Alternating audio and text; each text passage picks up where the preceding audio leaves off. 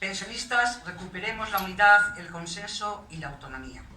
Llevamos más de 2 años de concentraciones, lunes a lunes, con manifestaciones periódicas, por lo que es momento de hacer balance y situarnos en el actual momento político si queremos acertar en nuestro análisis y a partir de ahí ver el camino más correcto que debemos emprender.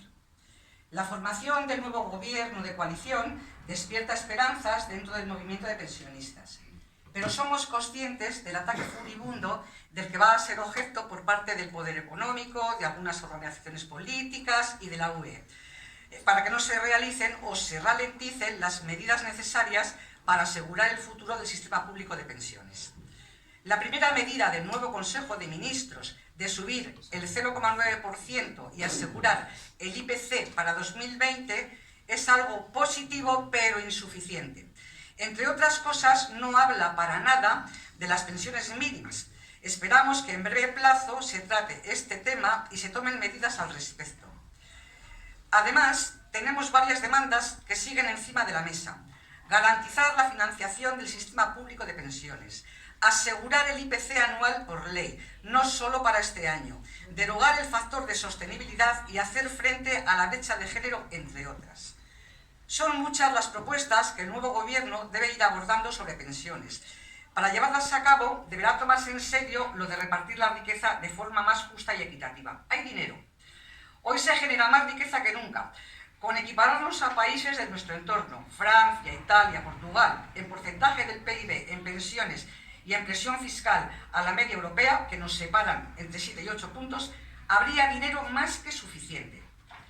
A la vez, hemos propuesto a los grupos del Parlamento Vasco una iniciativa para la elaboración de un proyecto de ley que pudiera ser defendido en el Congreso de Diputados y Diputadas, para lo que estamos llevando a cabo conversaciones con los grupos parlamentarios. En este sentido, pedimos su colaboración para trasladar al Congreso la garantía del IPC de por vida, una pensión mínima que siga las recomendaciones de la Carta Social Europea y que valoramos en 1.080 euros, un reconocimiento de los derechos de las mujeres pensionistas y especialmente la garantía de que el actual sistema público de pensiones sea sostenible en el tiempo. Ante este panorama, debemos mantener la movilización en la calle, una movilización que deberá adaptarse a los nuevos tiempos, pero con las mismas exigencias.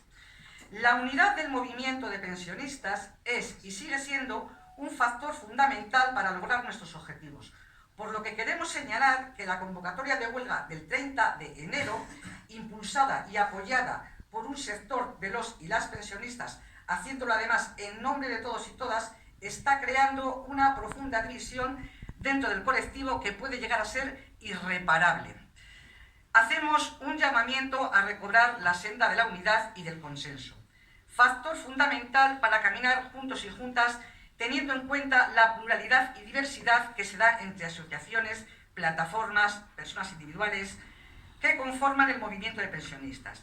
Creemos que un movimiento de pensionistas plural y autónomo es la mejor garantía para exigir y lograr nuestras reivindicaciones. Somos solidarios con las demandas de los trabajadores y otros colectivos sociales y luchamos contra la precariedad y la pobreza. Lo hemos demostrado en numerosas movilizaciones conjuntas, pero somos un movimiento sin vinculación con ninguna institución, formación política ni sindical y defendemos nuestro espacio y reivindicaciones propias. Nuestro mensaje va destinado en primer lugar al colectivo de pensionistas y en segundo lugar a toda la ciudadanía, porque nuestra lucha no solo se basa en reconquistar derechos perdidos, sino también en lograr pensiones públicas dignas ahora y en el futuro. Las asociaciones las tenéis ahí. Gobierne quien gobierne, las pensiones públicas se defienden.